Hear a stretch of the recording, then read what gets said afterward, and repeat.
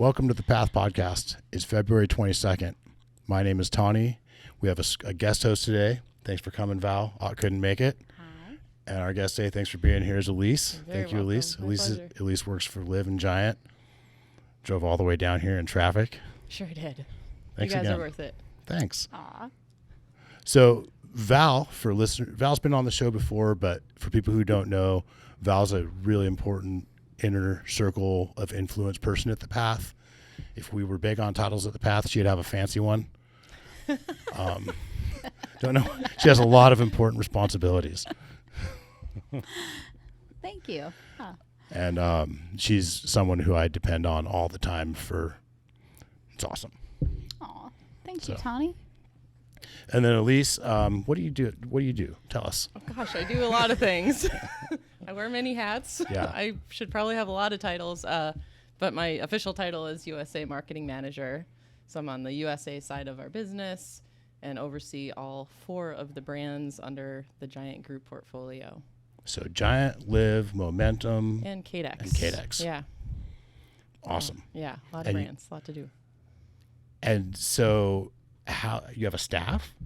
I do. Yeah. We're actually, since I've been in this role, I've had many roles at my time at Giant, but have pretty much an all new staff working with me right now. So I'm still in that building process with that team, but it's really cool to bring a crew together, be able to lead them and bring in a lot of the experience that I've had with our company in the time that I've been there.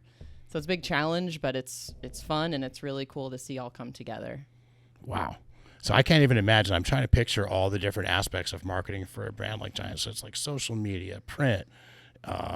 Yeah, it's Keep a lot. going, We right? have Like- we have a digital Yeah. team. There's people who focus on the website side of things.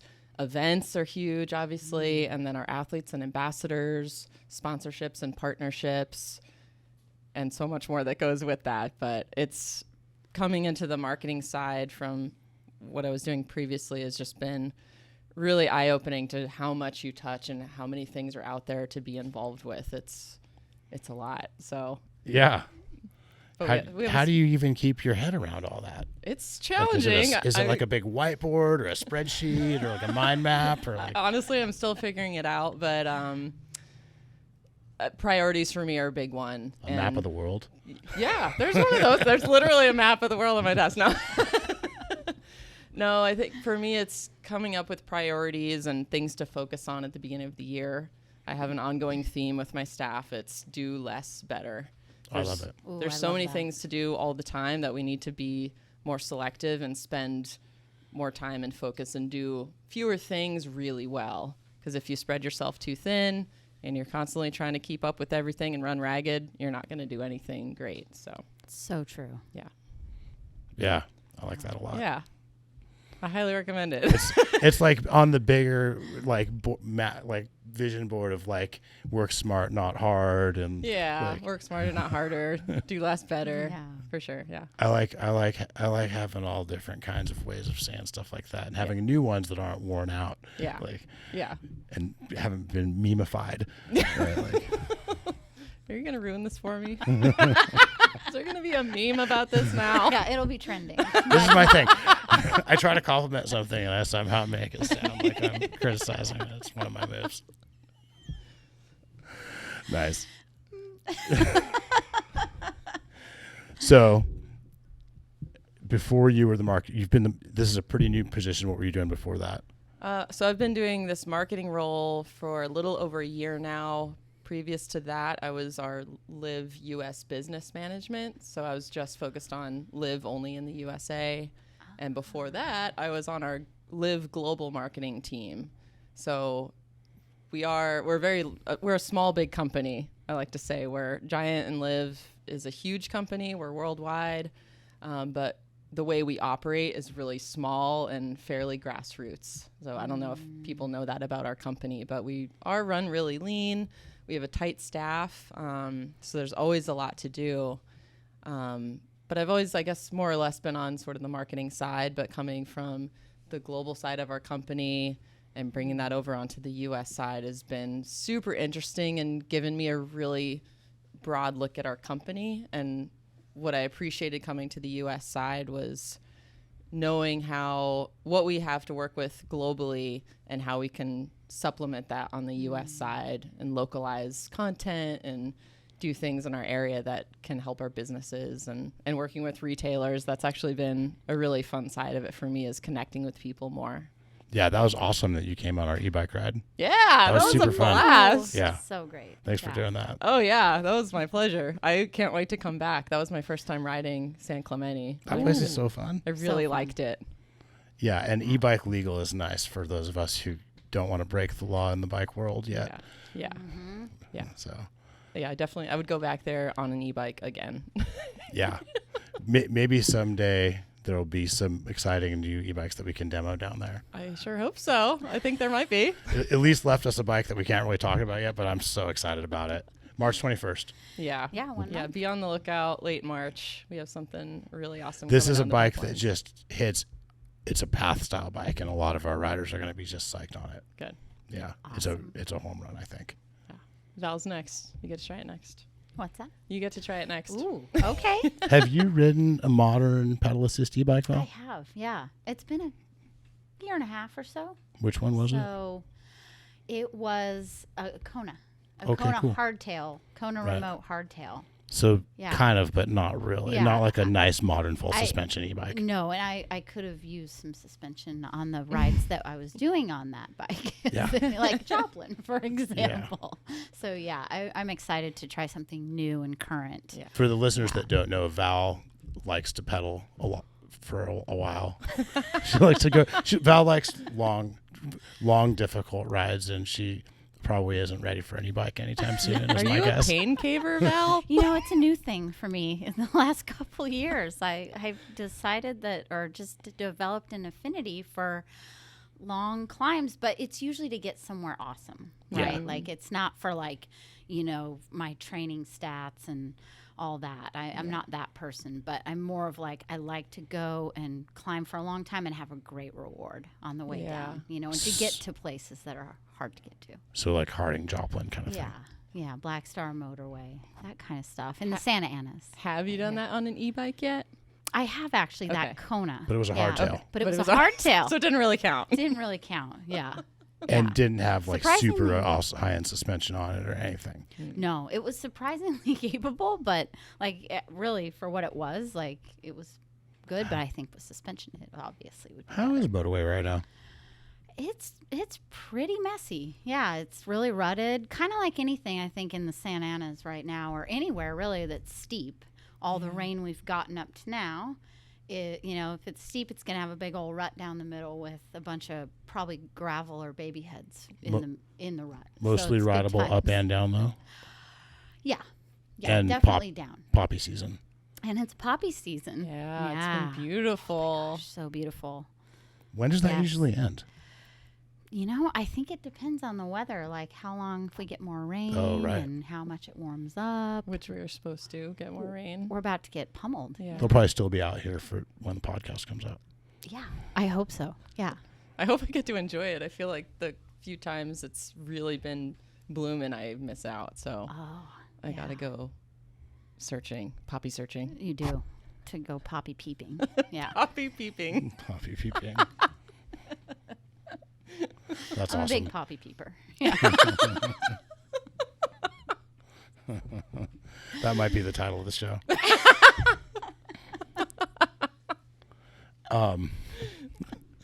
We did have a little bit of news we wanted to share, right, Val? We did, yeah. Sorry to No, yeah. derail the laughter. That's great. You're supposed to just soak in the laughter when you're a comedian, they say. So that's my like dream job, is to be a comedian. Love it. It's never You're on too the late. way up. Yeah. Yeah. Yeah. Usually they're laughing at me, not with me, unfortunately. So, I don't know about that. so we got news though. It's exciting news. I'm excited It about is it. exciting news. So we discovered recently that it's the 10th anniversary of the Path offering women's rides. So we started in 2013, February, with a ride on the luge. It was on a Saturday. And I don't know how many people turned up or how it went, but anyway, the first one, and then we've done them regularly and regularly for, a couple years, I think, those weekend type rides. And then believe in 2015, the Path started a very regular Women's Wednesday ride. Every other Wednesday, March through October, when the days are long enough to do it in daylight, not at night. And so we are super excited this year to partner with some of our brands to offer the ladies a little something extra at these rides in the form of clinics and demos where possible, some swag, representatives such as Elise coming down from this, coming down to represent the brand, ride with the ladies, get to know us, get to know our Lady Shred crew, and then we'll do après afterwards. Snacks and drinks. That's the best part. That's why we all show up. What was that? Did I just learn a new vocabulary word? Après. Yeah. I'm into food Word of too. the What? day. Tell me. Après ski, I think, is the common one, but Yeah. definitely après bike. Yeah. So after ski, after bike. Oh, Yeah. so it means Yeah. after. It's It very does. European. Yeah, very Euro. Oh, cool. Yeah. Very chic. Very. Very chic, very sophisticated. So that'll be us at the end of every other women's rider. So we'll aim to have a brand partner, including Liv, who's going to sponsor one of our rides. We haven't Yeah. set a date yet, but we will soon, Yeah, very but soon. You can count on us. We'll Yep. be there. We want to do a big live party day. So we'll get a date pinned down and blast that out there so all the ladies Yes. can join us and have a fun time. It'll be great. Yeah. And Elise is going to come down and ride and bring more ladies who work at Liv. Yeah. So it should be a great time. Yeah, we Great actually have a good amount of women in our building. So definitely women staff from Live and Giant will come down. And Heather Munive is one of our ambassadors who doesn't live too far from here. She's so She'll awesome. be coming out to ride as Awesome. well. Her YouTube is hilarious. People should check that out Yeah, on her Instagram. definitely check her out. She does tons of adventures. And she shreds. She shreds like crazy. Gosh. Oh, Yeah. Come I on. got to check it out. And it's fun too because she hits local features that we see and know, and that's like, oh, she hit that, like wow. Like, it's kind of different than some feature somewhere far away and exotic that you've never seen in person, right? Yeah, you've Yeah. never experienced. Yeah. She's been a cool person for me to watch. Like, I consider her a friend of mine. But we did this trip to Sedona together, and we were both on the same bike. We were both on the Live Intrigue 29, which is a 140 in the front, 125 in the rear. And gosh, like that bike, Heather showed me that it's way more capable than you think. Oh gosh. Just people hear those numbers, they're like, trail bike, meh. That bike can shred. And riding behind her, being on the same bike literally as her, and hitting stuff, it really opened up my eyes to not only what that bike could do, but what I could do too, which That's was awesome. really so cool. awesome. Yeah. That's so much of And it that's too, what's so right? great about those women's rides. You follow each other. Everyone's having a great time. Totally. And it's Session just- things maybe so encouraging. And you see someone else do it and you just follow them down and Yep. it's Yeah. awesome. I can relate to that because there's certain riders who are a little better than me or a lot better than me who maybe are built a little bit like me and maybe around my age and maybe around my athleticism, but they're way better riders than me. And so to follow them, I'm like, maybe I can do that too, right? And I can kind of see how being able to really identify with someone who's shredding might help you shred a little bit more. Totally. Totally. Yeah. Yeah. When I first started mountain biking, I was following people, watching people, and I guess on top of that, I'm a visual learner. But just watching people's style, even if I didn't know why the way they were moving did a certain thing, I could just mimic that style. And in time, it taught me, like, oh, twisting that way helps me corner, and it Right. helped me figure Yes. stuff I out. think you're illustrating separating from the bike, which is like something coaches teach, right? Yeah, Yeah. totally. That's awesome. Yeah. So what can we expect on these rides? Are they difficult? Are they long? It kind of varies, but we definitely try to offer, a couple different distances or options, especially with a bigger group. And they're typically intermediate level, no drop, always open to all those. So if you're really skilled and fast, maybe plan for a chill ride. And if you're kind of intermediate-ish, maybe you plan to be a little bit challenged kind of thing. Yeah, definitely. And if you're really, really new to the sport, we'll have some other rides for you too, maybe. Yeah. Like if it's if you're just learning, you're shifting and braking and kind of Correct. thing. Like, What about if you just like having a great time? Exactly. Just having fun. And that's been the great thing about our group the last few years, and maybe in all of the history of the rides, is that we end up with we can end up with a broad range of experience. And it doesn't matter because everyone's there to just have fun, and they do not, like the ladies who've been riding for longer, they're not there to get a workout in. They're not there to, set some qualms. They're like there to have fun, take photos, look at flowers, like whatever, like all the things And that have make race. and then have up right. Exactly. So it's, that's the great thing about that. Yeah. But we do usually try to offer an option so that, we can spread out a little bit too if we have a big group. But Yeah. we try to just cater to who shows up, to be quite honest. Yeah. And And that works out really well. I think that's something you'll find on all our rides is that we like to keep it fun. And Yeah.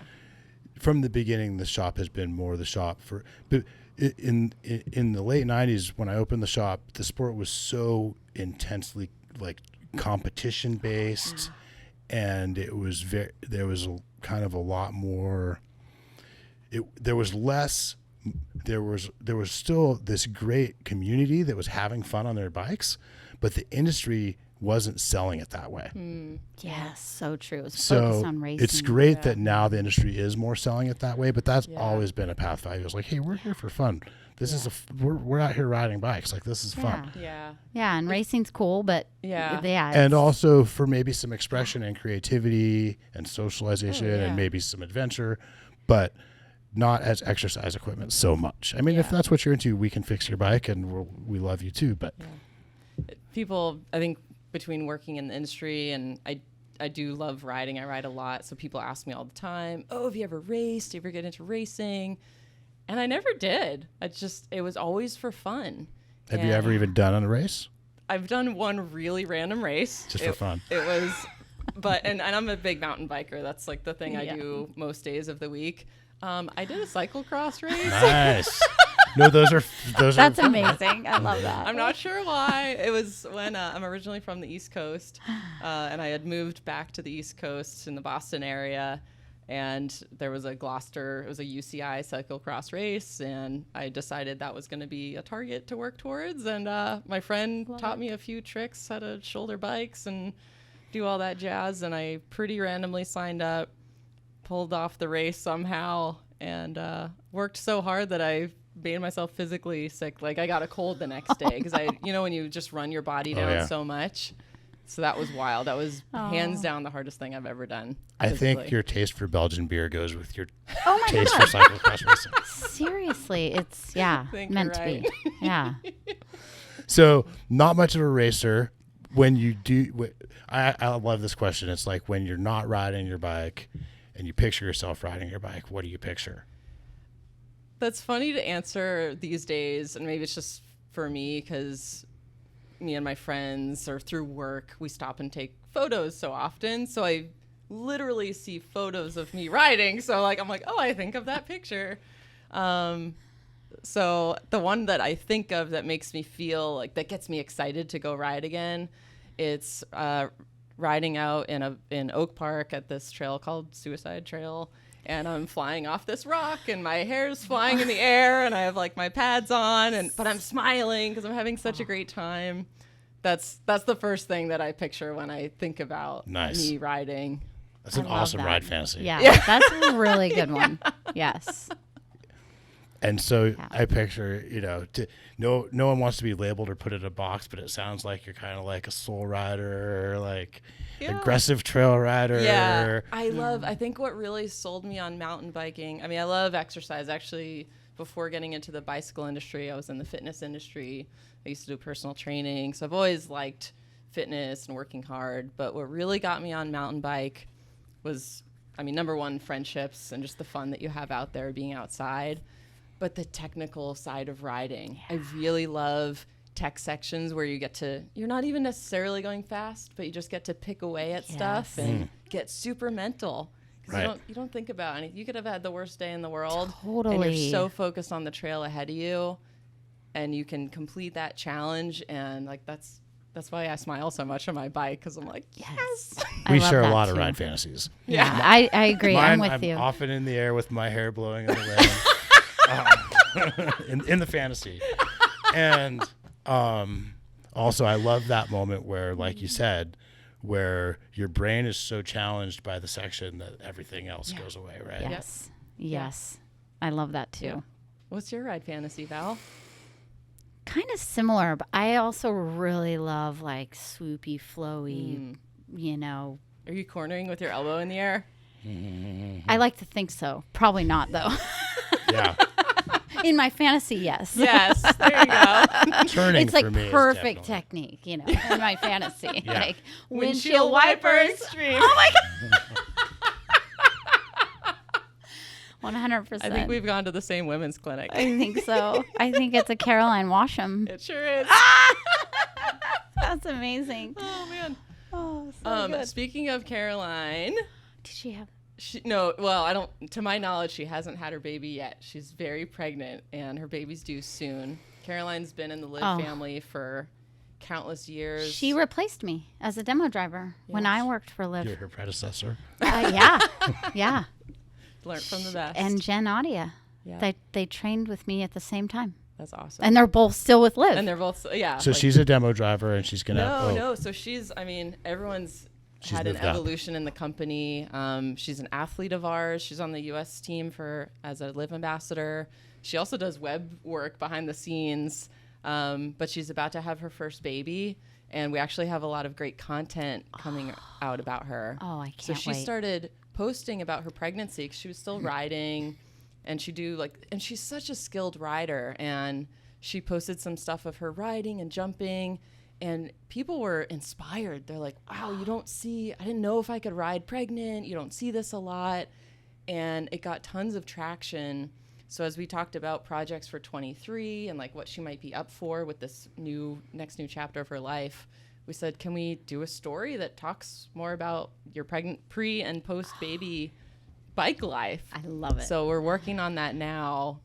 The second part is TBC after she has her baby, but that's content hopefully we'll have like in the spring, summer. So check out Caroline Washam and that story that's coming up. Rad. Yeah. I saw, and she's still riding into her, or kind of. This, like in the last week or two, maybe not. Yeah, but she's really. been doing trainer work, Yeah, she rode her whole pregnancy. Yeah. How far into the pregnancy was she like shredding? Gosh, I mean, I think she's for Caroline, I think she's taking it easy. But outside looking in, people are like, whoa. Still shredding. Yeah. Probably she shreds harder than I do when she's 7 months pregnant. Wow, that's so cool. Extreme windshield wiper was still going on. Wow, that's awesome. It's awesome. It's really cool. And those are stories I love that Liv can tell. Those are the things women want to hear about. Not everyone's talking about them. And Liv really opens that door, shines a light on people, and I think inspires people to keep riding, or you can do this. It's really cool. I love that. I do too. Talk about cradle to grave. Yeah, and speaking of, like, as an aging woman myself, like, I'm loving seeing more conversations about that, about being an athletic woman, going through perimenopause and getting older, and your body's changing and everything's changing. And these are important conversations because I still, we all still ride. We're going to be in our 50s, 60s, 70s riding still. Heck yeah. And I want to be able to ride. So, through through all the phases of my life. And so I love all the conversations that are happening now around topics like, you know, motherhood and childbirth and all the things. I'm also very grateful for the catch fire of e-bikes. I didn't mean that in a literal way. That was a terrible way to phrase that. I meant the growth popularity of e-bikes. Not the literal. Yeah, not in the literal sense. So you ride both e-bikes and not e-bikes, right? I do. And lately I've been riding a lot of e-bikes. And this past week I did more pedal bikes. And I was happy to see that I didn't lose it. Yeah. I still had it. Nice. It was good. Yeah. But I think it's that regularity. When you're riding that much, it sticks with you. Yeah. Yeah, you can maintain. Yeah. They're so fun, though. It's hard. Like, I think this time of year it gets dark sooner. To be able to take out the e-bike at the end of a work day and still get a really good ride in, that's really what's got me hooked. Yeah. Yeah. I think that's the case for a lot of our customers, too. Really. What I like about it for me is that it kind of tricks me into doing cardio. Because I'm so kind of like childish about that, where I'll just red line and then rest and then red line and then rest, and the e-bike tricks you into doing cardio. Yeah. Yeah. I push those things. I mean, I still get a really good workout in. Oh, work yeah. hard. Nice. But I think after this past weekend, I actually got a little bit sore from climbing and pedaling myself, and that was, and I've gotten that on the e-bike too, so I can't necessarily knock that, but I don't think it happens as much. Yeah. Yeah. But it's kind of nice because I always refer to e-bikes as my fourth day on a road bike. There you go. Ooh, so you're I still like that. overall more not on the e-bike, right? Or is that it's kind of shifting fast, maybe? Yeah, the scale's tipping. Yeah, the scale is tipping. I think that's where we're at as an industry. Yeah, the growth is fast. Yeah. We've seen that a lot with our European sales company, like at Germany, they're 50% plus e-bike sales, and in And the that's been US, true for years, I think. I would almost expect more. Yeah, but I think they're yeah, over the 50% okay, yeah. mark, and we're In just mountain or other categories? overall. I'm not Overall, sure if that's okay. mountain specific, but they- Interesting. yeah, and they have a lot more roadways set up for that style riding too. Yes. Yeah. But from what I've Yes. heard on their trails, it's most like majority e-bikes. But yeah, Yeah. Like on their mountain bike. Yeah. And I was even hearing that in like 2018, 2019. yeah, Yes, they were yeah. definitely. They've been ahead of us there. Yeah. Even in 2014, I did a mountain running race long time ago. Another story, but it was in Zermatt, and back then, 2014, there were a lot of e-bikes Oh, on the wow. trails. Yeah. That and just like around the mountain, and also in town, you know, there's no cars allowed there, so tons of like town e-bikes, but also on, you know, mountain bikes, EMTBs. So, and that was nearly 10 years ago. Yeah, so that's wild. yeah, it's wild. It's e-bikes have been around for a long time, and that's what's been so crazy to watch in the last couple of years is the popularity just boom.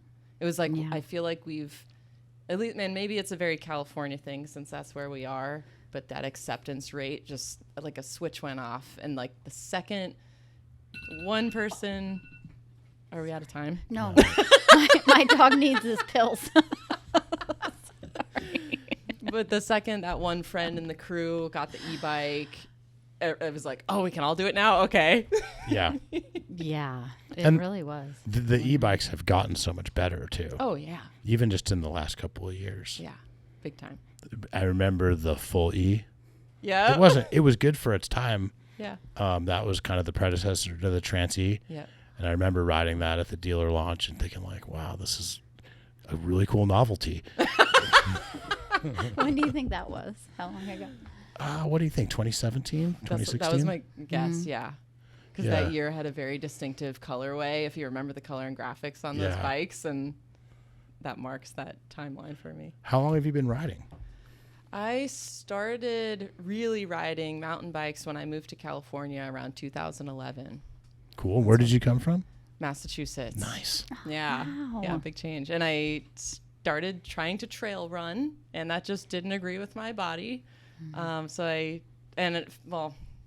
we're going back in the history books here. My first job in California, so I came from personal training. I kind of figured I could do that anywhere, but I'm going to see what else is out there. And I pretty randomly got in the bike industry. I did like an inside sales events job.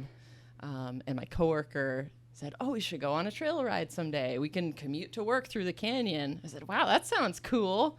So I think my mom shipped me my commuter hybrid bike out here, and I went through the canyon with my coworker on his full suspension. I think he was on a Pivot Firebird. And I think I managed to keep it upright. And I remember it being challenging, but I remember having a smile on my face the whole time. And I was like, I want to do that again, but I think I need another bike. And he was like, yeah, you definitely do. Yeah. And I started looking for full suspension bikes after that. And what did you get? Are you allowed to say? I sure can, because this is what's pretty wild about my history. My first mountain bike was a Giant. Nice. It was the Giant Cypher. And that was an awesome bike that got me through a whole lot. And I feel really lucky for when I came into riding, because it was like the best time in the industry. I think that bike was a 26-inch. So like 27 and a half was like right on the horizon. Dropper posts were right on the horizon. And like so many great technologies have come out since then. Yeah. You came in right when things were really getting sweet. Really Yeah. changing. Maybe that's what got me. But yeah, that was cool, because I know I'm sitting down, but for folks watching, I'm under 5'2". So for me to find a bike that fit me really well was challenging. I bet. So I bopped around and tried some different brands, and at the time it was Giant for women, and they made an extra small frame, and that fit me great. And that was like my aha moment. I think a lot of people have that moment. You sit on the bike and like, Yes. this is the one. And Yeah. I had that moment with, at the time, what was Giant. That's So, awesome. Yeah. Was it at a demo? No, I lived down in San Diego, and I just literally went around and tried. I said, oh, who makes small frame bikes that I can try out? And that alone was a challenge for me to find. Yeah. Do you ride an extra small typically, or? I'm right on the cusp. I can do Okay. either, but most of the time I prefer extra small. Yeah. So then how'd you get into the Giant Live family? So back then, I ended up getting into photography. I had a partner that we worked together, mostly bike industry photography, and Giant was our main client. So I met a lot of folks at Giant, worked with them a lot, and the athletes, and did that for about 4 years, and just really loved. And Live came about in that time. Yes. I met Val somewhere in that timeline when too. it was Live/Giant. Yeah. Before Live became fully committed to Live in 2014. And I loved the brand so much and wanted to stay connected that I became a Live ambassador. So I was actually a brand ambassador for 3 years. So a real true believer before Yeah. you ever got employed. Yeah. That's So awesome. That's why it's just so crazy how stuff's worked out. I moved back to Massachusetts for 2 years. Decided that was not for me after all, after a couple ice scrapes off my car again, and moved back out to California. And someone that I previously knew from my photography days reached out and said, "Hey, I heard you're moving back. There's an opportunity. I'd love to talk to you about it." And that's how I came on board at Live Global Marketing at the time. And can I ask like who you were reporting to and who was in charge and stuff at that time? Oh, at that time, that was all technically under On, who's the global marketing director. But Live is fully operated on their own. So I had a manager who's no longer with the company now, but a manager under Live at the time. Got it. Yeah. So there's a personality to Giant. A lot of people, I think, don't quite know that Giant's very person-centered, right? Yeah. I mean, that's my perspective from the outside looking in. The Path is a person-centered business. Mm-hmm. I think it seems like Giant is. It seems like people at Giant see each other as people as well as clients and coworkers and everything. And it's got a very personable vibe, in my opinion. Yeah. Like I said earlier, we're a super tight-knit company. So those of us who work together and are in the office together, we have to work really closely. We're all about retailer support. That's I think, pretty unique thing about Giant and Live USA. We're really focused on retailers, so that makes us very, very focused. Like for me, something I'm bringing to the marketing team and making sure we're staying focused on when I talk about doing less better it's always with the retailer in mind. How can we support the retailers? How can we best support their customers? So we're focusing on that all the time, which I think keeps us pretty real and pretty grassroots, which I really like. Right. Yeah, and I think as a retailer, we really appreciate it. And a lot of bike brands talk that talk, but Giant does, I think, really walk that walk, which is awesome. Yeah, thank you. Yeah. I mean, it's every phase of the way too. Anyone we talk to at Giant, it feels as though it's a collaborative conversation. It doesn't feel as though it doesn't feel as though there's kind of a poker game going on, which it's sad to say that some of our partners, it feels that way, so I think that it's a cooperative kind of optimistic company, it feels like. Yeah. I mean, we do a lot of listening. I think that's been a lot of my goals for the year have come from listening and what people want. I've asked that question a lot. Like, hey, retailers, what do you guys, how can we best support you? And that's really become our focus for the year and what we're working towards and the tools we're trying to build and all of that stuff. And I'm biased, but I actually think that commitment to the retailer represents a clear-eyed commitment to the rider. Oh, yeah. Because I think that's where the roots of that commitment lie, is in a clear-eyed understanding of how to get riders stoked on the Giant bikes. Yeah. Is by having retail partners that are part of the process. Oh, yeah. And retail support, you got it exactly right. That's building that relationship, being able to walk into a store, build a relationship with someone that you trust. They work on your bike. They offer you new things that you maybe didn't know about. They offer you rides and community. That's huge, and that's such a big piece of riding, whether you're mountain biking or whatever it is that you ride. Having that community and that relationship is huge. And the minute folks start going direct to consumer and clicking things online and losing that piece of it, that's losing a huge piece of what makes cycling so special. Yeah, I think you're right. Yeah. So I think I really want to try to get a picture for our listeners of really the personality of Giant a little bit. And I know it's tricky to get that across, but what can you tell us? What do we need to know?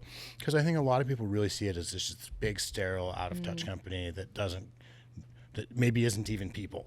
This big corporation. We are people. Yeah. I promise. And it's so the opposite, right? It's super opposite. And I don't know if it's because the name Giant, but we are a small company, and there's a lot of personality behind the brand. Well, I think you're a global company. Yeah. And I think the brand kind of identity is pretty just, it's not real wild, it's not real loud. And I think people maybe mistake that for not having a big personality, but I think they're wrong, right? Yeah. We always strive for performance. So I think that's where some of that seriousness comes from. And I think also in the very large picture of it, we're based out of Taiwan. That's where our main headquarters is. So sometimes I think that keeps us a little conservative feeling. And I think another piece of it is when you are run by a global company, like overall, that's where like most of our budget is as we're trying to do creative things. You're creating content that works for a lot of people around the world. Yeah. And that's challenging. That's where a lot of other companies differ from us, where more of their marketing dollars are based in the US and they can be a little more wild and edgy. And I think that's where we play it safe a lot because we're catering to so many people. If that makes sense. Broader scope. It's easy to lose audience if you're flashy. Yeah. Yeah. So, and that's one of our focuses for the year on the U.S. marketing team is how can we supplement what Global's doing? How can we localize it and speak to our U.S. audience a little bit better? So if you've been watching us over the last 6 months and going forward on the Giant Bicycles USA channel and the Live Cycling USA channel, that's our team. And we're pumping out some, I think, more unique content, something a little different than what you maybe have seen before. Like the Downeyville video with Carl and Adam. Yeah. amazing. Yeah. That was so good, you Yeah. guys. Props. Yeah. If Yeah. you haven't watched it, watch it. Yeah, it's check that out. great. Well, and I just think that people would benefit from understanding kind of that Giant's really down to earth and in touch and fun, and not any of and those are. I think a lot of people just don't realize that. Yeah. Yeah. I know. I think agree. if you have any suggestions of how to break that. Well, I think it's okay to kind of under promise and over deliver on that. And I think it's okay to kind of show and not tell on it and all that. But also it's our job as the fans of the brand to tell the story too, right? Yeah. And I think where Live differs is we haven't, and it's interesting because Giant's perceived so differently all around the globe. Like in Australia, Giant's the #1 brand. That's the brand to ride. But Live, maybe it's because it's a younger brand or it's such a specific audience. We've been really fortunate and done great storytelling from day one and just been run by women for women the whole time. So I think Liv's been in a unique position to be pretty cool and to be speaking to the audience really directly that whole time. It really shows, and there's a clear. The vision is clear, the direction is clear, and they stick to it. Yeah, and a lot of times Liv is leading. From the outside looking in, it seems like Liv's leading some of the kind of design cues and everything, which I think is great. Yeah, that's one really cool thing about our company too is we're a manufacturing company. That's how we started. Giant Manufacturing was day one. Giant, the brand, came after that. Liv came years later, but both brands really work collaboratively with technologies and pushing things forward. So sometimes Giant puts something out first. Sometimes Liv puts out stuff first, which is great. And then Giant, on their next revolution of their, gravel bike or mountain bike, will add that piece. So it's kind of neat that we get to piggyback off of each other, but at the end of the day, share great manufacturing and great technologies. Yeah. So Liv bikes are completely distinct from Giant bikes, different mold, different geometry. You got it. Yeah. That seems to be kind of not the trend anymore as much as it was. It's I think some super of the big brands have stopped doing that. Yeah. And have tried to. I remember Specialized really pushing that, for example, and they don't do that anymore, I don't think. No. Yeah, we talk about this a lot in our retail trainings that we do. People ask, why did other brands walk away and why is Liv still here? And we say, well, quite frankly, it's really expensive to do. So it was easy for a lot of companies to walk away from because of that cost and the overhead. So again, because we own our own manufacturing, that's removing that middleman. We own that process. So Middle woman. Middle woman, thank you. Middle person. It removes a piece of that cost. It's still very expensive. Each mold is roughly $100,000 per frame size. So before you've even made anything, you're investing $400,000 to $500,000 just on the molds alone. Jeez. Yeah. Yeah, you've got to sell a lot of frames to amortize that. Yeah. Wild. Yep. But yeah, we do unique geometry, custom suspension tuning on the performance mountain bikes, custom carbon tuning on any carbon performance bike. So when you say custom carbon tuning, you mean like maybe the bikes might be a little bit more The carbon vibration layout. absorbing and not as stiff, for Yeah, example. and the really neat thing behind everything else, because our designer who does the geometry actually is a woman, which is awesome. But the really cool piece of it is that there's women testing the bikes. Oh, yeah. We give direct feedback. So it's not all like computer data. That's the starting point. But from there, it's real women's input going into what the end product is.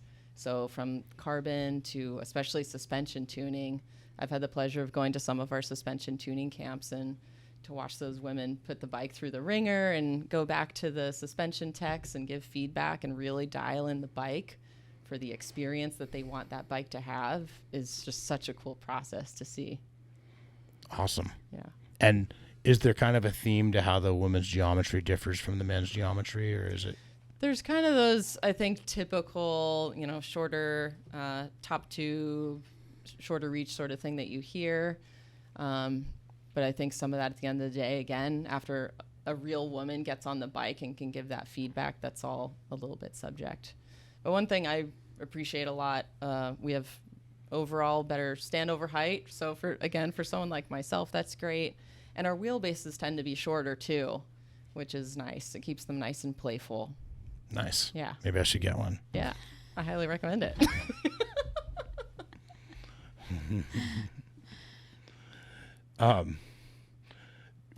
Do you mostly work remote, or are you in the office a lot? I'm in the office every day. Every day. Every day and then some. Nice. No, we go on the road a fair amount too, doing events. What's it looking like for 2023? Is event schedule basically back to normal, like pre-pandemic, or with some changes maybe? Yeah. Can you tell us about that? I don't think we're quite as busy as we were pre-pandemic, but some of that's vehicle and staff base that's still not quite back to where it used to be. Like demo fleets and they're drivers. not quite as full as before, but we're still getting out there, going across the country to a lot of different locations, a lot of those big festivals, but really, again, focusing on doing less better. It's where can we go that matches the products that are popular in that region so people can come out and try our bikes and get to know our brands. Makes That's awesome. sense. Yeah. Yeah. Like at Rome Fest. Yeah. there? Lives at every Rome Fest stop this year. Yes. It's the biggest women's mountain bike festival in the U.S., probably in the world. Probably. It's a ton of fun. You get to go to the that? best. I do when I can. I do. It's such a blast. Everyone there is just, oh man. If you want to fall in love with mountain biking, go to our Rome Fest. Seriously, it's amazing. Yeah. Have you been to, which ones have you been to? I've only gone to Fruta so far. Oh, okay. Ooh, you probably love Sedona I too. know. That's what everyone keeps saying. Yes. Next year. This year. This year. Yeah. When We'll is go. it again? Usually beginning of November timing or end of October. Sedona one, yeah. Yeah. Awesome. They probably have a date set, but I haven't looked that far ahead yet. But They do. yeah. Well, that's Are a you- good recommendation. Oh yeah. Oh, the best. Yeah. And now they're in Knoxville? They're Knoxville, Fruta, Colorado, and Sedona. Yeah. So 3 now. Yeah. Really cool. Can I ask you both, what's been your favorite place or trail that you've ever ridden? Oh, boy. Because I know you've gotten, from So your demo many. Days, you've traveled a lot. So and many. It's hard. It's like picking a favorite child or dog. I don't have kids, so I'll say dog. So it's like picking my favorite dog. I mean, I have like trails that I love, like pretty much anything in BC. obviously. Yeah, obvi, right? But I also really love desert riding, techie stuff, Sedona. Gooseberry, haven't been there in years, but Ooh, I yeah. remember loving that. Yeah, it's tough. And there's a lot around here that I really love too, you know? So, which I feel very fortunate to have that, like, where I don't feel like I need to leave to go find some rad trails. Yeah, we're pretty That's- lucky we're out here pretty lucky. overall. We are, and for how developed it is and how it would feel like there's not a lot of trails, especially. Yeah. Totally. How about you, Tani? I think my favorite place to ride is Squamish. Oh, Yeah, I really like Squamish. Canada for the win. Yeah. Have you been to Squamish? No, I have not. It's a huge variety of types of trails, and it's all under kind of the rainforest overlooking the ocean, and it's built by riders, who wear knee pads. Yes. The vision. And they have trails for really every skill level, including like most people will find their limit there. You know, Yeah. Oh, yeah. Yeah. When's so the last time you were there? 2019, just before the pandemic. Oh, that's right. I Yeah. remember you went to Bellingham too. So Bellingham is kind of like a taste of Squamish almost, like just a little Well, it is tiny pretty taste. close. Yeah. There- Yeah. It's not as thick of a rainforest. It's not as big of an area. There aren't as many trails, Yeah. but it's kind of like just a taste of the vibe. Yeah. So Bellingham's pretty awesome. It is. It's And good to I hit mean, both. for bike parks, there's nothing like Whistler. Yeah. And for progressing and all that, there's really nothing like Whistler. Yeah. The gold standard. And locally, I've been locally, I'm a big fan of the Santa Ana Mountains and like some of the long descents that we have, like Joplin and then Laguna, and which Laguna has some kind of steep granite slab or steep rock slab type stuff that could sort of get you ready for Squamish a little bit. Yeah. So, Nice. what about you? Oh, yeah. Ooh. Oh boy. It's same. It's like flavor of the week. Like there's so many good things out there. I have a good wish list going right now, but gosh, some of my existing favorites. Vermont is pretty awesome. Oh, I want to go. I need to get back east. Kingdom Yeah. Trails specifically. Kingdom Trail area is awesome. I'm also a big Deer Valley, Park City, Utah fan. Had a lot of fun there. But then, yeah, like otherwise, when you think local, there's so much great stuff right out here in Southern California, for that matter. Yeah. Santa Cruz. And is then also I was awesome. just thinking, I'm like, and also Santa Cruz. I saw you. I was like, she knows. Yeah, the campus trails are super fun. Yeah. Oh, And so is the stuff around, like outside of town, Demo Forest and everything. Mm-hmm. Yeah, there's a lot of great stuff. how about Downeyville? Wish list? Or have you been? I've been there when I was doing photography for Giant back in the day. I shot there, and it's so funny going back in my memory bank. I'm like, did I ride there? If I did, it wasn't like it was for work. Yes. So I didn't go very far. Yes. But you didn't since- really get to explore. Yeah. And since then, I've heard multiple people go there who have had a blast. So I haven't been either. What? So we should go. I did I'm thinking not we know should this. go. I Probably know. just go. It's we should just go. Yeah. Go and check that one off the list. I third that. You should definitely go. Yes. The riding. These Wednesdays is going on the Yeah, road. on the road. He's planned for a And week. Yeah. Some things about Downeyville that are awesome.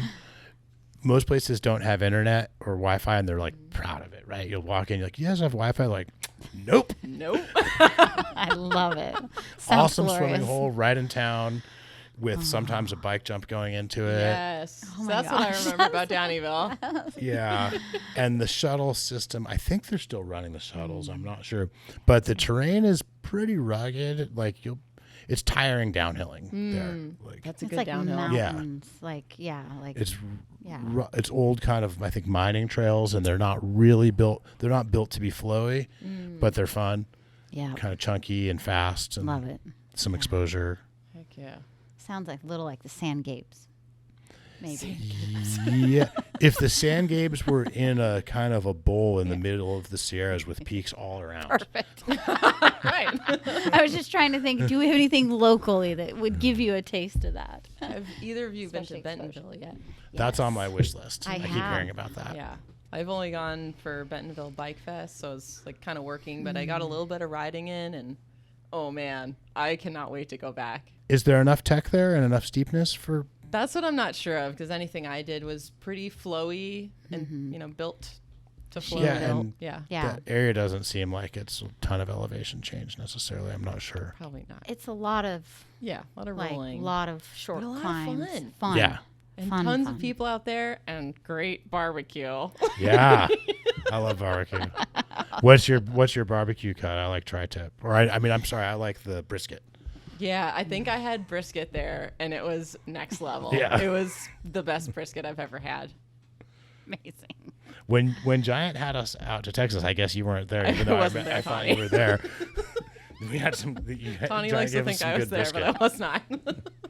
I thought that's when I first met you, but obviously You're just I'm confusing confused. me with great barbecue, which is totally okay. I think I'm confusing. You're not mad about that. I think I'm confusing conference rooms in hotels and events. It's easy to get lost. It is easy. What would the carpet look like, though? Was it the swirly pattern or the boxy one? I think Yeah. it was boxy. Like the red and gold, maybe. Yeah. No, I was at the one with the purple and the red and the little stain on the left corner. No lizards coming to life. Oh my gosh. Yeah. Awesome. Little fear and loathing in the bike industry not happening.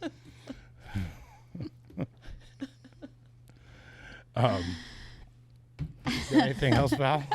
What about Val Oh. history? We got carried away before the show going down history lane. With our history Yeah. with Elise. Because Yeah. we were trying to figure out exactly when we met. I think it was 2012. Must have been. I think it was around that Yeah, time. because that's when I was a live demo driver. Yep. The first West Coast van. Yep. The East Coast I think one van covered the whole country, and then they split, and then eventually added a Midwest. Yeah. And so, And yeah. then COVID. But no, I Did that. distinctly remember seeing you at an event we did in Park City, Utah, which was amazing. That was like part of when I fell in love with Deer Valley and that riding out there. What was the event? It was our retailer event. Oh. Yeah. I don't remember that. No? So I wasn't there. It And I don't think there was barbecue. There was definitely no barbecue. And that was probably That is around impossible. 2014, 2015, or 2016. That was still in the Early. I'm pretty positive that was still the Live/Giant days. Yeah. And you were a photographer? You were working Yeah, as a I was photographer. in photography back then. Yes. 2012, 2013, I worked for Liv. Before I went to Brain, bicycle retailer, Oh yeah. an industry news mag. Yeah.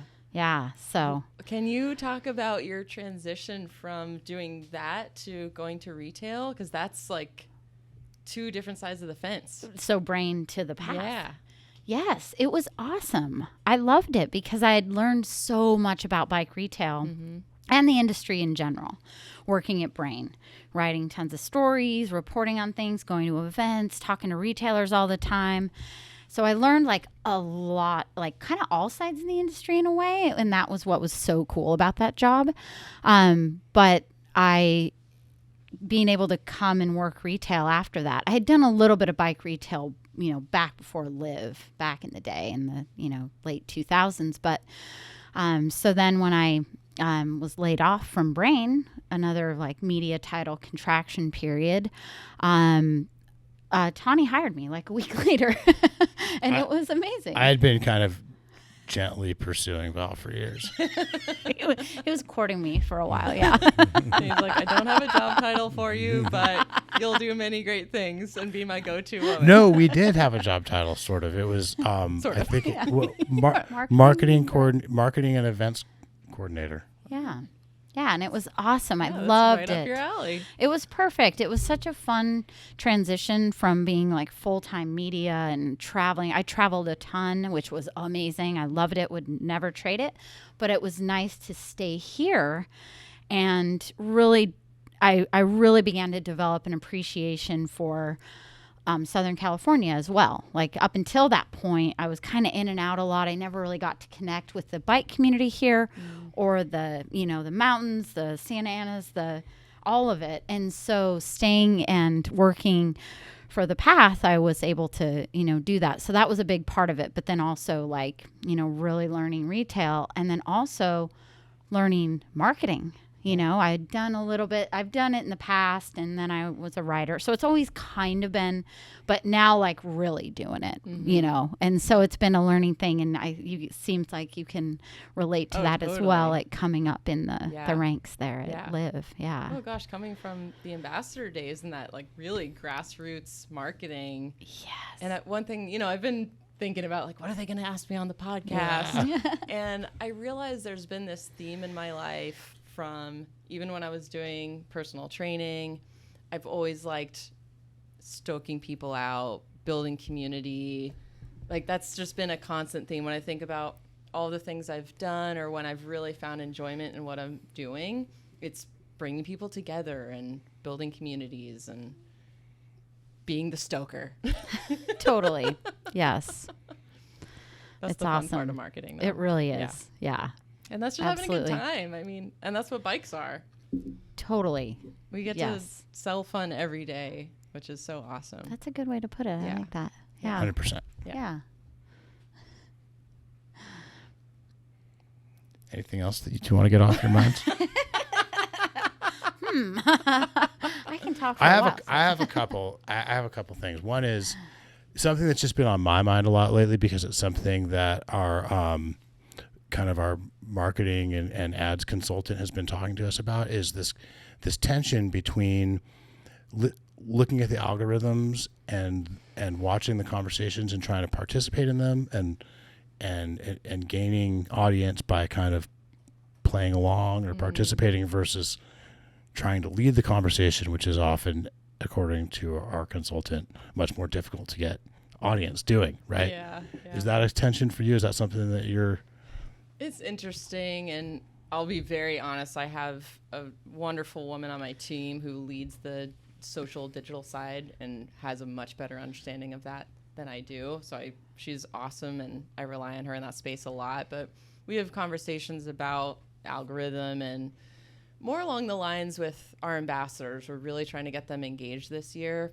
And the number one thing we say is watch each other and, comment on each other's posts, because it pushes things up, keeps it relevant, keeps it in front of people. But yeah, I mean, we pay attention to that when we post stuff too. If a post didn't do well, sometimes it's just timing. Was it timing? Was it not relevant? Did people not care? You can diagnose it all day and not necessarily come up with the answer. But Yeah. So true. But There's for so some many reason, factors. the engagement factor, maybe the time of day you're posting it, just helps a lot. Yeah. Yeah. Here's a weird one. Do you have a feel for maybe in the giant world, what percentage of mountain bikers are women these days? Ooh. I think when I opened the shop, it was seriously 3% or something. Maybe for the first year, now. maybe a woman or two came in the shop. Yeah.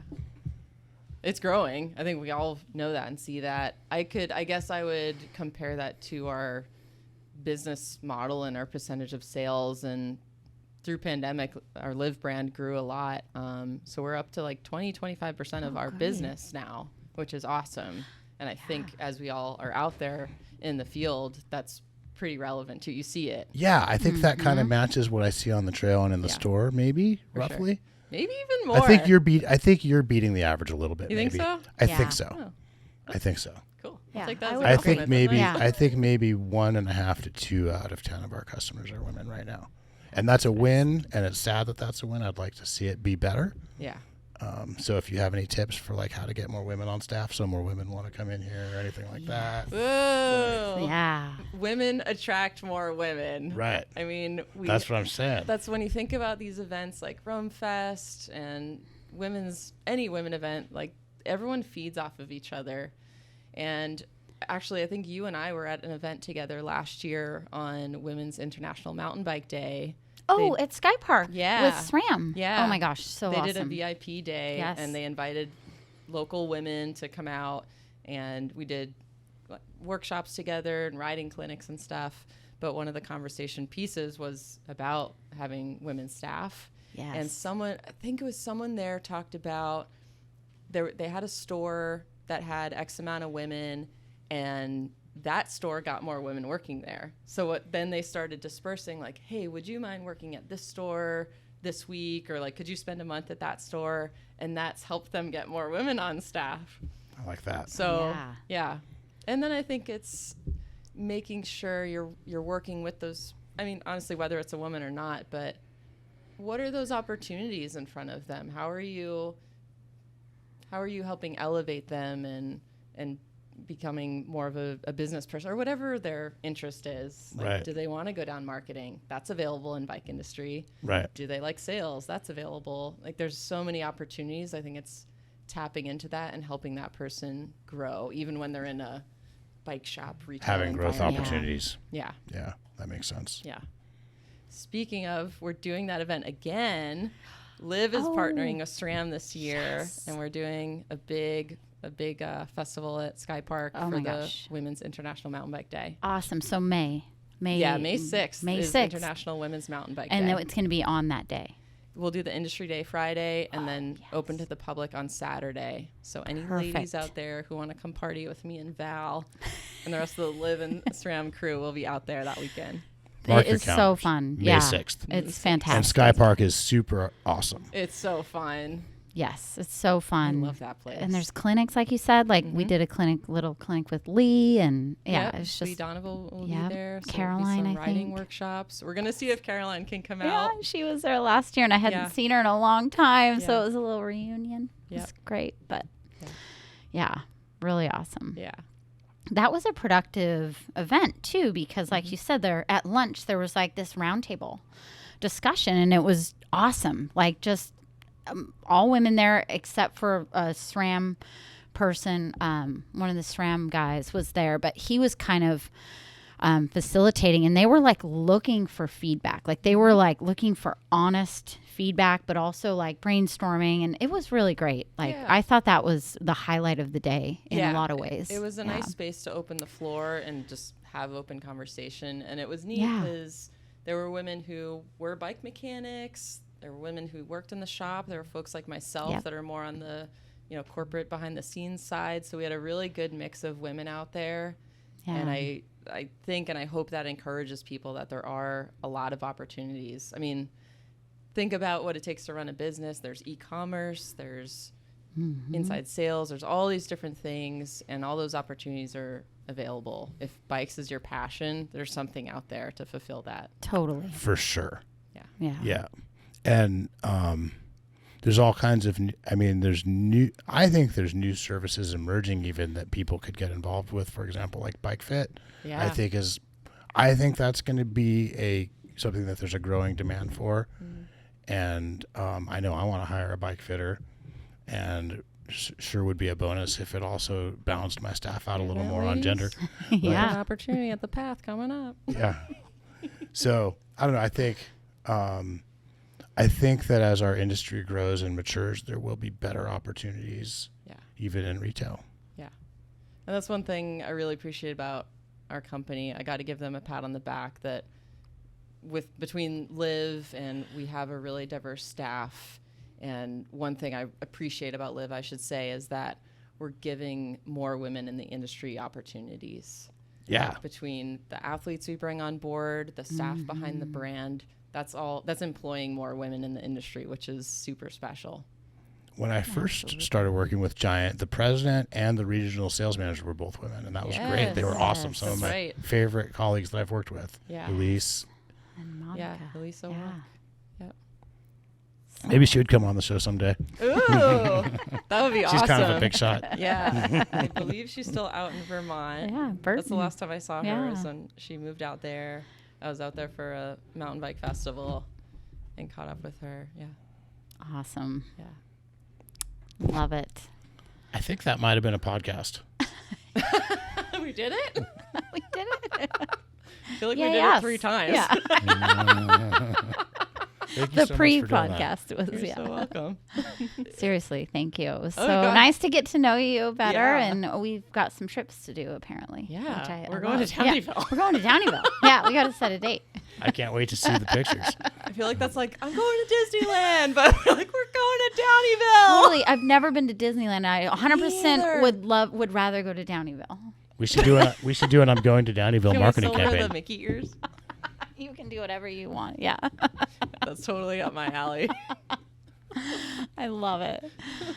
That's how I want the reel to start. I'm going to Downeyville. With your Mickey Mouse ears on. Done. We can do that. Yeah. All right. That was awesome. Yeah, awesome. Cool. Thanks so much. Thanks, Val. Thanks, Elise. Thanks, Jake. And thanks to the listeners and the staff at the shop and all of the riders that come support the shop. And let's all remember to love the bike we ride.